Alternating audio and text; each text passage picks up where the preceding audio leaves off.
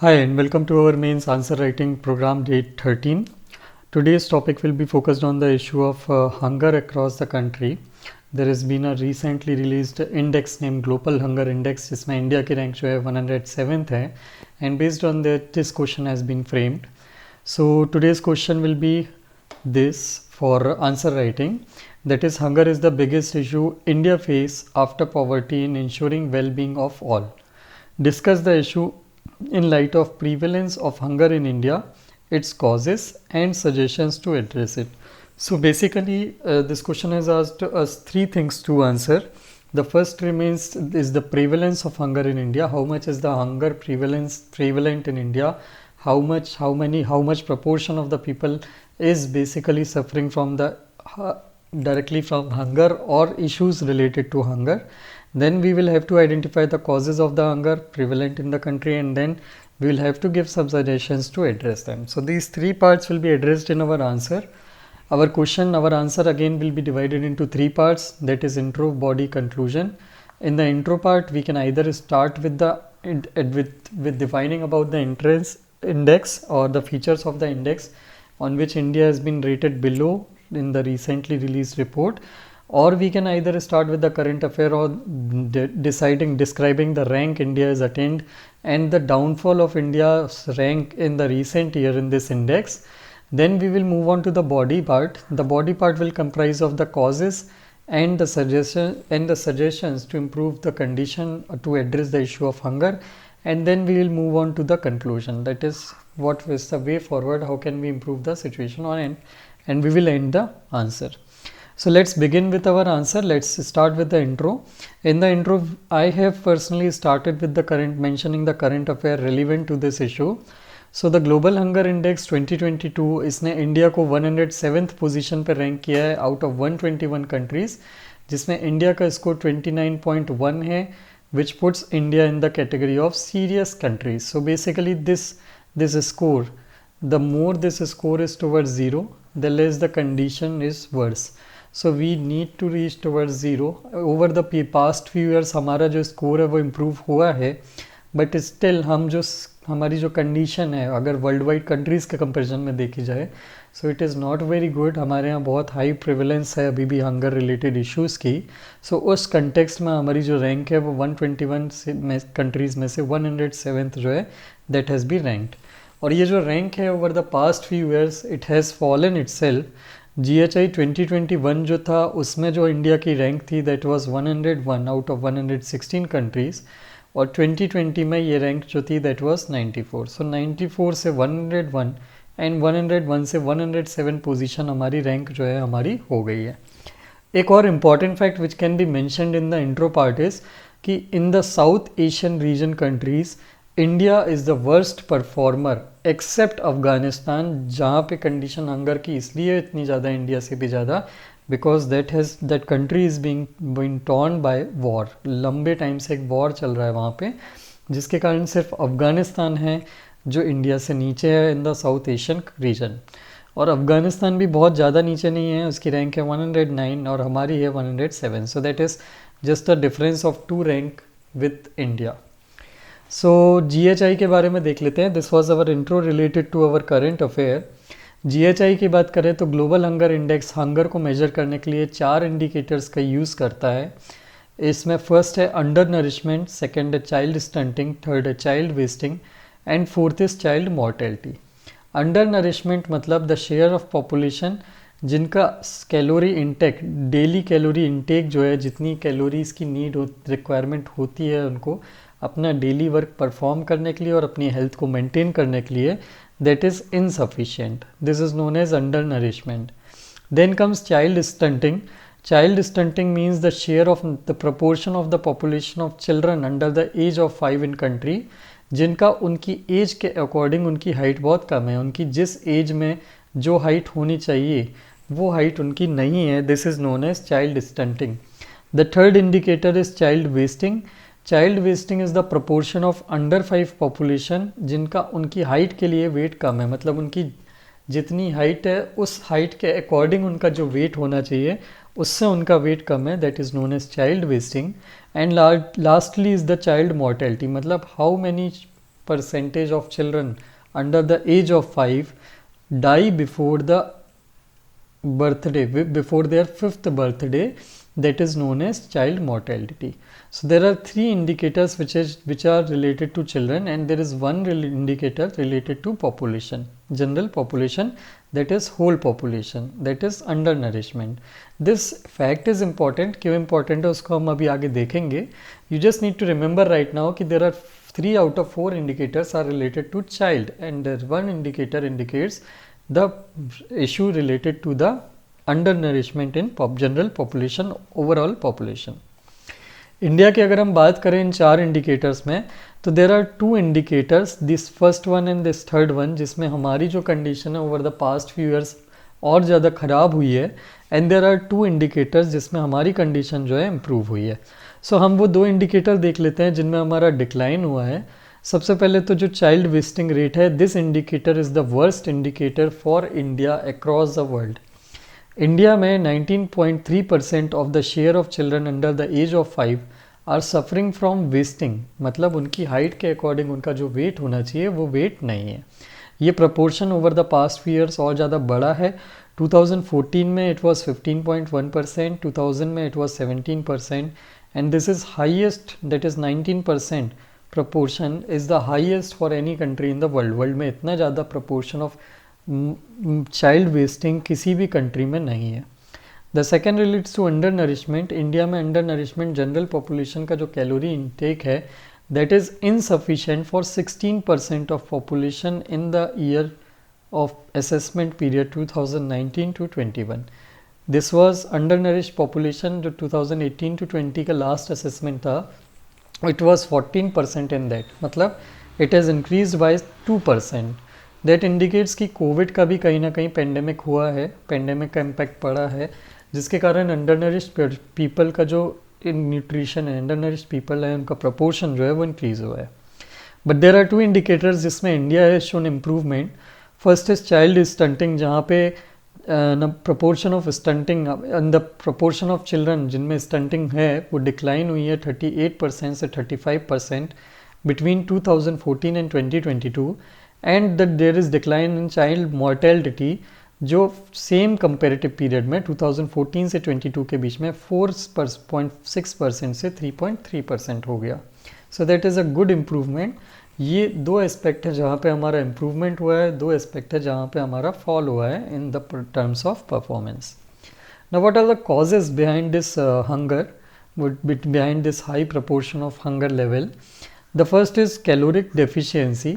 Caloric deficiency इसलिए है because जो गवर्नमेंट के फंड्स हैं which are used to procure food for the purpose of providing food grains for food security to the poor population, उनका allocation और distribution improper है. Surplus food जो होते हैं, सरप्लस फूड में उन कुछ ग्रेन्स जो होते हैं उनकी प्रीडोमिनेंस होती है जैसे राइस एंड वीट, एंड कुछ जो होते हैं उनकी प्रीडोमिनेंस कम होती है जैसे पल्सेस वगैरह. सो उस कारण से वहाँ पे इम्बैलेंस होता है, कैलोरी का इनसफिशिएंट इनटेक होता है. तो पहला तो जितना अमाउंट मिलना चाहिए उतना अमाउंट ही नहीं मिलता कि वो अपना फुलफिल कर पाएँ फूड की नीड्स को. मतलब अगर if a person has a diet of 100 gram let's say wheat per day, so according to government जो डिस्ट्रीब्यूशन है वो डिस्ट्रीब्यूशन के जो इश्यूज़ हैं उनमें जो फॉल्ट हैं उसके कारण ही गेट जस्ट 60 to 70 ग्राम और even less than that of the intake of the food grains ही is required to get to fulfil his calorific needs. Then second is protein hunger. Pulses जो होती हैं ये प्रोटीन के hunger को, protein की need को फुलफिल करती हैं, not wheat and rice. But pulses का पीडीएस में, पब्लिक डिस्ट्रीब्यूशन सिस्टम जिसके अंदर में लोगों को सब्सिडाइज्ड फूड ग्रेन दिए जाते हैं, उसमें पल्सेस का इंक्लूजन नहीं है. मतलब there is insufficient budgetary allocation कि पल्सेस का भी सेंट्रल एजेंसीज प्रोक्योरमेंट करके जनरल पब्लिक को सब्सिडाइज रेट पर प्रोवाइड कर पाए, सो दैट उनकी प्रोटीन की नीड फुलफिल हो और उनकी जो न्यूट्रिशन अंडर नरिशमेंट के जो स्टैटिस्टिक हैं उनमें इम्प्रूवमेंट हो. The third cause is micronutrient deficiency. India में एक माइक्रोन्यूट्रिएंट डेफिशिएंसी की सीवियर क्राइसिस है. माइक्रोन्यूट्रिएंट डेफिशिएंसी मतलब ऐसे nutrient which are required in micro levels, जैसे कि जिंक हो गया, आयरन हो गया, ठीक है, एंड इसी टाइप के कॉपर हो गया. इस टाइप के कुछ एलिमेंट्स जो हमारी बॉडी में नीडेड होते हैं कुछ एक मिनिमम अमाउंट में, ताकि हमारी बॉडी प्रॉपरली फंक्शन करे, प्रॉपरली डाइजेशन करे, प्रॉपरली फूड का एब्जॉर्प्शन करे। इन सारे मिनरल्स की, इन सारे न्यूट्रिएंट्स की डेफिशिएंसी है हमारे फूड में। इसके कारण, इसका रीज़न क्या है? इसके रीज़न है माइक्रोन्यूट्रिएंट डेफिशिएंसी के, कि हमारी डाइट या तो पुअर होती है, डाइवर्सिफाइड नहीं होती, फ्रूट्स वगैरह हम नहीं लेते हैं, डिसीज़ेस बहुत ज़्यादा होती हैं, उसके कारण न्यूट्रिएंट्स एब्जॉर्ब नहीं हो पाते हैं हेल्दी बॉडी की तरह। Non fulfilment of increase micronutrient, pregnancy and lactation के टाइम पे जो इंक्रीज्ड नीड होती है वो नीड फुलफिल नहीं हो पाती है माइक्रोन्यूट्रिएंट्स की। So this is the third reason why there occurs the deficiency or why there occurs the problem of undernourishment. Then there is a safe drinking water and sanitation की जो access है वो बहुत पुअर है हमारी country में। इसके कारण से डिसीज़ेस और ज़्यादा होती हैं और न्यूट्रिएंट का एब्जॉर्प्शन पुअर या वीक होता है। देन इम्यूनाइजेशन के लेवल्स लो हैं कम्युनिकेबल डिसीज़ेस के अगेंस्ट में, जिसके कारण अगेन डिसीज़ेस बच्चों में बहुत हाई होती है एंड उनकी डेथ जो है ज़्यादा होती है, उनकी न्यूट्रिशन या स्टंटिंग और वेस्टिंग बहुत ज़्यादा होती है, because they are eating sufficient amount but diseases के कारण they are not able to utilise the energy derive from that food. Then there is lack of education in women regarding holistic diet. What comprises a holistic diet? एक proper complete thali में कौन कौन से components होने चाहिए? दाल, चावल, rice, curd, wheat, इन सब का एक बैलेंस्ड जो डाइट होती है। हमारे यहाँ वुमेन में लैक ऑफ एजुकेशन होती है उनकी, और वो एक सिंगल कोर्स मील देती हैं अपने बच्चों को, जैसे दाल चावल हो गया सिर्फ, या सिर्फ रोटी दाल हो गया, नॉट वेजिटेबल्स, नॉट फ्रूट्स, इस टाइप की चीज़ें। Then there is vicious cycle of poverty, hunger, indebtedness. जितनी पॉवर्टी होती है लोगों में, poor people take in debt, remain indebted, they remain indebted, they are unable to buy food and vegetables in sufficient amount, and that causes wasting, stunting and undernourishment. So this is the vicious cycle. Poverty बनी रहती है और उसके कारण undernourishment बढ़ा रहता है। undernourishment होने के कारण they are unable to work properly or unable to act as a healthy human resource and they stay poor. So this is a vicious cycle going on. They remain poor and that is why they are unhealthy. They remain unhealthy and that is why they remain poor. So this cycle keeps on going on. Then there is non-affordability of fruits, nuts, eggs, meat for poor. ऐसे food items which are nutrient, which provides nutrient to the body to grow, ऐसे nutrients हमारे यहाँ बहुत expensive already. Add to this inflation, as last year's inflation होने के कारण they have become more and more inaccessible to the general population. So this is another reason cause why there is high amount of hunger or and deficiency in nutrition and undernourishment in the population of country. Now let's come to the next part of our body, that is steps taken by government. Government ने क्या क्या steps लिए हैं? The first steps relates to midday meal scheme. इसके अंदर में governments जो हैं, गवर्नमेंट स्कूल में फ्री मील प्रोवाइड कराती है, लंच प्रोवाइड कराती है बच्चों को, जिसमें बैलेंस्ड डाइट जो है उसका जो मीनू होता है फूड का, वीकली मीनू शेड्यूल होता है, वीकली शेड्यूल होता है फूड आइटम्स का, लंच का, वो इस तरह बनाया जाता है कि बच्चों को हर टाइप के न्यूट्रिएंट्स मिलें। So this is first initiative. The second initiative is पोषण अभियान। पोषण अभियान के अंदर में ministry of women and child development के अंदर में ये स्कीम चलती है। इसका एम है स्टंटिंग जो है बच्चों के अंडर में 0 to 6 ईयर्स के जो एज ग्रुप के बच्चे हैं उनमें स्टंटिंग को 38% से 25% पे लाना बाय द ईयर 2022। इस टारगेट को और थोड़ा एक्सटेंड किया गया है to be achieved by 2025। Then the third initiative relate to Pradhan Mantri Matru Vandana Yojana. This is a maternity benefit programme. जो प्रेग्नेंट वुमेन होती हैं, प्रेग्नेंट वुमेन होने के या फिर न्यूबॉर्न चाइल्ड होती हैं, बिकेम मदर्स होती हैं, वो बेसिकली वर्क नहीं कर पाती हैं, उनका वर्क का लॉस होता है बच्चों का ख्याल रखने के लिए, या फिर प्रेगनेंसी लैक्टेशन के कारण छुट्टियां लेनी पड़ती हैं। सो बेसिकली उनकी इनकम का लॉस होता है and that somewhere affect the buying capacity, food buying capacity of those mother, और इसके कारण अंडर नरिशमेंट एंड स्टंटिंग होती है। तो इस स्कीम के अंदर में इन मदर्स को, ऐसी मदर्स को कैश बेनिफिट्स दिए जाते हैं, उनके बैंक अकाउंट में डायरेक्टली ट्रांसफ़र किया जाता है ताकि वो उस कैश का यूज़ कर सके अपनी न्यूट्रिशनल नीड्स को फुलफ़िल करने के लिए और वेज लॉस को कंपेंसेट करने के लिए। Then there is another scheme that is food fortification. Food fortification is a food enrichment program जिसमें गवर्नमेंट जो फूड ग्रेन्स प्रोवाइड करती है मार्केट में, या फिर कंपनीज को कंपेल करती है कि आप जो भी वीट या फूड ग्रेन्स या आटा या जो भी आप बनाओगे फूड आइटम्स, उनमें कुछ विटामिन्स और मिनरल्स ऐड करोगे ऊपर से, जो हमारे यहाँ नॉर्मली नहीं मिलते हैं, जैसे कि iron, iodine, zinc, vitamin A and D. इनको आप राइस, मिल्क, सॉल्ट में ऐड करोगे ताकि हम नॉर्मल खाना खाएं वहाँ से इन आइटम्स को लाके, तो हमको ये माइक्रो न्यूट्रिएंट्स मिलें। Then there is national food security act 2013, जिसमें 75% of rural population and 50% of urban population cover होती है, एलिजिबल होती है to receive subsidised food grains under target public distribution system, TPDS, PDS जिसको शॉर्ट में भी बोला जाता है, public distribution system. That is हमारी जो फेयर प्राइस शॉप्स होती हैं, राशन शॉप्स, जहाँ से ऐसी ये जो एलिजिबल पॉपुलेशन है वो सब्सिडाइज रेट पे, not on the market rate, subsidized rate, that is 3 to 1 rupees 3 to 1 for rice, wheat and coarse grain. इस रेट पे वो पर केजी खरीद सकती हैं, अप टू 5 kg पर individual. Then there is mission Indradhanush. Mission Indradhanush के अंदर में अंडर 2 years ऑफ एज के जो बच्चे हैं और प्रेग्नेंट वुमेन हैं, उनको इम्यूनाइजेशन किया जाता है against 12 vaccine preventable diseases. Please look into this vaccine preventable diseases, this is an important question for pre. कौन सी डिसीजेस हैं which can be prevented by vaccine, applying vaccine, ऐसा एक क्वेश्चन आ सकता है और उनमें ऑप्शंस मिक्स कर सकते हैं मल्टीपल पिक करने के लिए। Then there is next and last scheme, that is integrated child development scheme. ये 1975 में लॉन्च हुई थी। This is one of the oldest scheme. जो चिल्ड्रन जो होते हैं 0 to 6 years की एज के, या फिर प्रेग्नेंट और लैक्टेटिंग मदर्स होती हैं, उनको 6 सर्विसेज रहती हैं related to awareness, education, nutrition, support, food meals. इस टाइप की 6 सर्विसेज, 5 to 6 सर्विसेज देती हैं in order to help them grow and develop well. These are all the steps which has been taken by government in order to improve the hunger statistic or improve the stunting and wasting related issues in the country. Now, what are the suggestions which can be done in order to further improve the condition of India in this hunger index?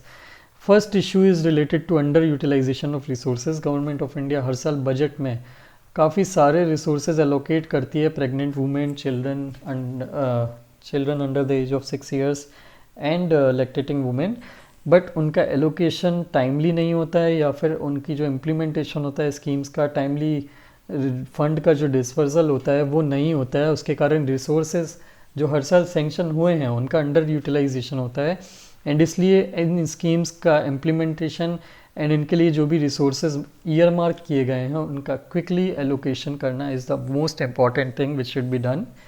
Then there is a second important thing, this is a very important point, that is convergence with other scheme. हमने देखा hunger जो है एक single issue के कारण नहीं होती, मतलब आपने खाना कम खाया सिर्फ ज़रूरी नहीं उसी कारण से ही आपको हंगर से रिलेटेड इश्यूज़ हों. देर आर अदर रीजंस, जैसे कि पुअर डाइट, आपकी डाइट में न्यूट्रिएंट्स नहीं है, माइक्रो न्यूट्रिएंट्स नहीं है, सैनिटेशन प्रॉपर नहीं है, डिसीज़ेज़ होती हैं बहुत ज़्यादा, कम्युनिकेबल डिसीज़ेज़. इन टाइप के इश्यूज़ से भी आपको हंगर रिलेटेड इश्यूज़ हो सकते हैं even if you are taking adequate diet.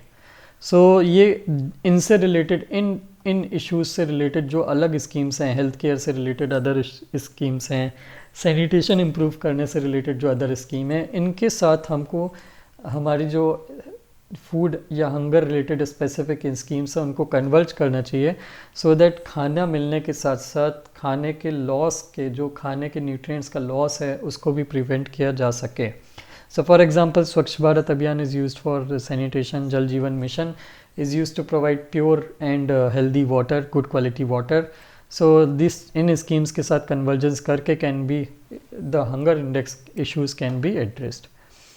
Mid day meal scheme ये ऑलरेडी इम्प्लीमेंटेशन में है काफ़ी अच्छे से, but there are some states जिनके फूड मेन्यू में जो हाईली न्यूट्रिशियस प्रोडक्ट्स हैं, जैसे कि एग्स हो गया, डेयरी प्रोडक्ट हो गए, मिल्क वगैरह, इनका इंक्लूजन नहीं है. मतलब लंच या मील में कुछ स्टेट्स जो हैं वो ये प्रोडक्ट प्रोवाइड नहीं करते हैं शेड्यूल में अपने.